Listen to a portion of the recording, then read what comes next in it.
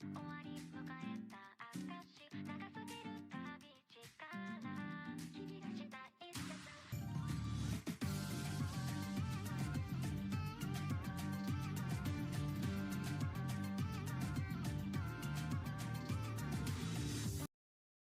guys, welcome to the first episode of Frieren. Today I'm going to be talking about the relationship and dynamic between Himmel and Frieren. And because we all love it, here's the little clip at the end of OP1.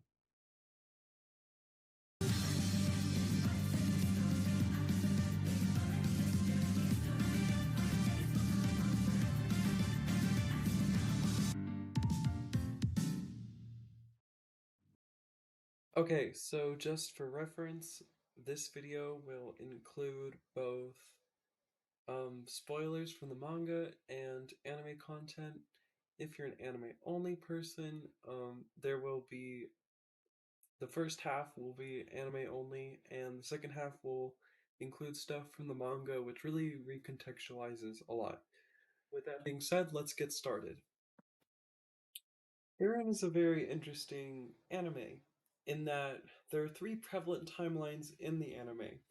So, in order to understand the relationship between Himmel and Frieren, we first need to understand how the different timelines interact with each other. So the first timeline is the present with Fern and Stark, the second being the hero's journey with Frieren, Himmel, Heiter, and Eisen, and then the third, of course, timeline, which won't be important for this video, is with Flamme and Ciri. And these journeys are important in that they also parallel each other on the way to Ende or Ariole or Heaven in this case.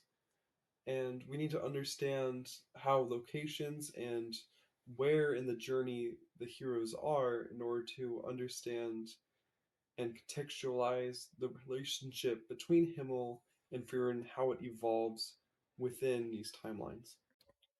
Frieren and Himmel's relationship starts as that of callousness and apathy for us, and this isn't better explained than in the hero party's return to the Holy City after defeating the Demon King. まったくクソみたいな思い出しかないな。でも楽しかったよ。僕は君たちと冒険ができてよかった。そうですね。短い間だったけどね。短い？何を言ってるんだ？10年だぞ。ハイターを見ろ。すっかりおっさんになってしまったぞ。So from the scene, we learn that Frieren has a lot of apathy and a lot of callousness because she's lived for 1,000 years, and so the whimsical nature of a 10-year journey just doesn't have any meaning for her and no impact. And this is also illustrated by when Eisen asks Frieren if she's going to take on an apprentice, and she says no, because they're just going to die. And ultimately, to her, no relationship with humans for that matter matters, because they're just going to die and she's going to be alone. So it's better for her to be by herself and on her own. And we see that this begins to change with the advent of Himmel's death. 人間の寿命は短いって分かっていたのに、なんでもっと知ろうと思わなかったんだろう。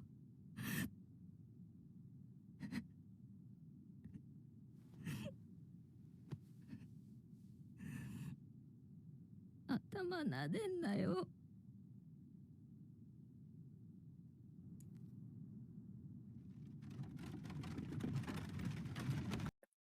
Okay, so from the scene, we see that the journey with Himmel has affected Frieren more than she ever thought it did. And we then understand that Frieren is an unreliable narrator, in that often she doesn't actually know what she's feeling and what she's thinking. Well, I don't know about the thinking part, but definitely the feeling part. And oftentimes we have to use subtle clues in the anime and its images to understand what Frieren is thinking.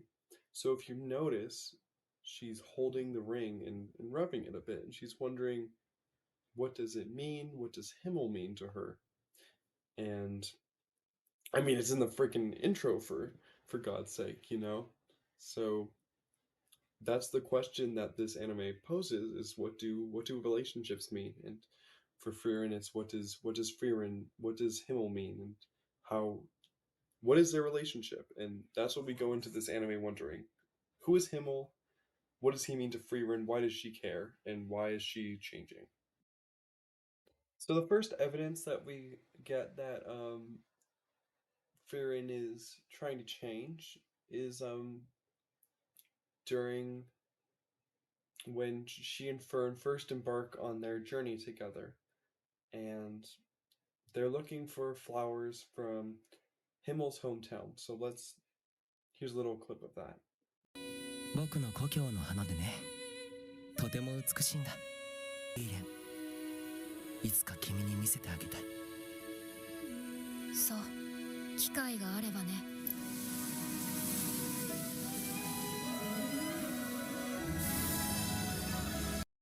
Okay, so when I saw this scene the first time, I was like, I love the music, you know, I love the scenes, but I'm not a huge romantic, you know? But oh my god, it's just it's so perfect because so the seed rats in A Little Before, they say that the seed rats often hide their food in a variety of places, but they often forget where they put it because they're dumb. And you see how that intimates how Frieren is hiding things that are important to her in different parts of her brain, but she can never seem to find them. And it's through retracing moments with Himmel that she can reawaken those memories and find what really matters to her. And it's especially emphasized the line, I never thought, I didn't figure there would be so many. In that she didn't ever, she still doesn't understand, but she doesn't understand, and she's starting to, just how much Himmel means to her. Okay, so the next part that emphasizes the relationship between Himmel and Frieren, Phantoms of the Dead. This one's pretty straightforward. The phantoms recreate your dearest memories, and Frieren's changes from Flamme to Himmel. It's just, doesn't get more obvious than that. Well, except for one scene, but you know. ヒンメルが出てくるんだ。少しは変わっているって。撃て。そうだね。Okay, so now we're going to talk about, my opinion, the most important scene in understanding Himmel and Frieren, and that is the proposal almost. I don't. It's ambiguous whether it is. Well, it's not ambiguous. He gets down on a knee and puts a ring on her ring finger. That's the proposal. I mean, I don't know, if someone did that to me, I'd feel a little shady if I. But it's very complicated. It's a very complicated scene, and so here you go. みなさい。どうしたの？いいや、フリーレン。ありがとう。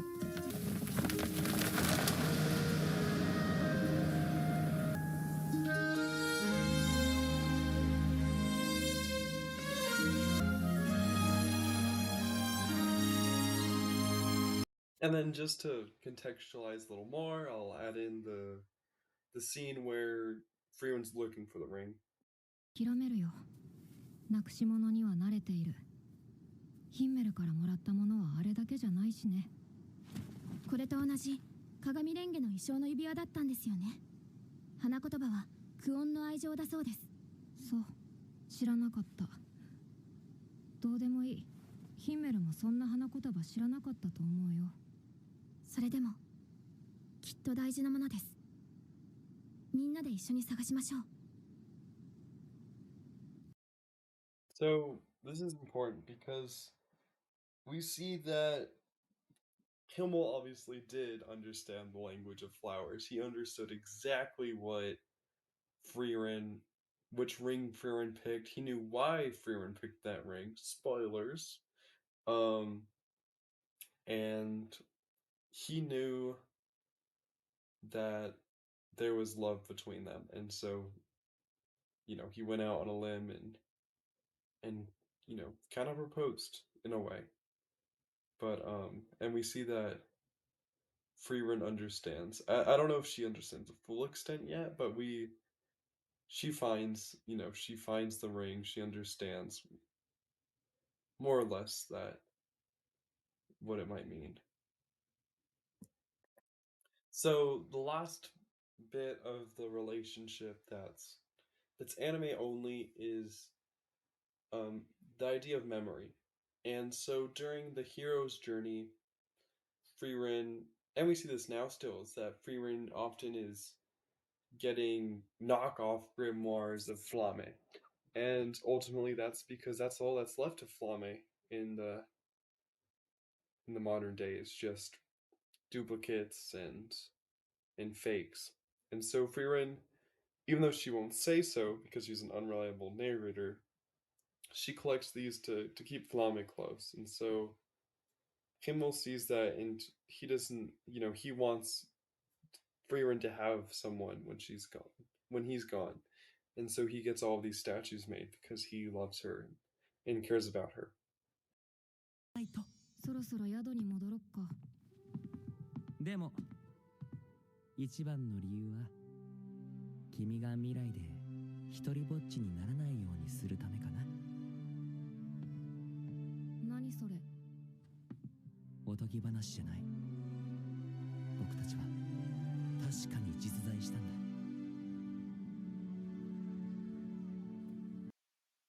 Okay, so from here on out, I'm going to talk a bit about the Goddess Monument and go from there. So, the Goddess Monument is interesting in that it introduces time travel into Frieren. And so, when Frieren touches the monument in the current timeline with Fern and Stark, she gets sent back to when the hero's journey is crossing through the same area on their way to end it. So basically, current Frieren is sent back in time more than 80, very long time, you know. So basically, when towards the end of the arc, they meet this demon named Growsome the Miraculous, and his big spell is Paradise Guidance Magic, which essentially encaptures um, its victims in a bottomless illusion that is their deepest fantasy that will never, sometimes might never even become reality. And what's so fascinating about this magic is that it puts Frieren and Himmel in a wedding together. Now, I could see the argument that maybe it's just, oh, but Hyder's there, and obviously Hyder doesn't want people to get married to or whatever, But maybe that's just Hyder's biggest fantasy. I don't really know. But anyway, there's strong evidence that Frieren and Himmel are deeply in love with each other with this scene. And it sort of brings this delicateness and sort of anguish and just this deep sadness because ultimately Frieren's fantasy and love for Himmel only manifest themselves fully when Himmel has already died. And Himmel, from this moment, can then realize how much he loves Frieren. And when you take the fact that, they want to spend their lives together, it ultimately leads to the conclusion that on the return journey, the reason that Himmel proposed and put the ring on Frieren is because he already knew that she loved him, or that at least she would love him in 80 plus years. So basically, to wrap everything up, we know that Frieren starts as this very callous, very apathetic person. We know that she doesn't think that relationships matter because everyone will die, and we know that this 10 years on the hero's journey changed Frieren's life, and it manifests itself in very different ways. We know that the symbol of Frieren's love and Himmel's love is the ring, and we know that they both loved each other, and that it's this great, tragic relationship because it's unrequited love on both ends, with Himmel loving Frieren and Frieren being unable to respond, to reciprocate, and then Frieren realizing that she loves Himmel and Himmel being dead. And so it comes back to this question that's interesting, which is Ariel real? Is the goddess real? And will they be able to be together again and love each other? So I love how Frieren brought how time travel can can take this love and this character development to a whole new level to understand people's actions upon rewatching and like rereading material after the fact. How a second reading then takes on new meaning and new depth. And I love this anime, and I hope to make some more content about it. But that's all for now. See y'all later.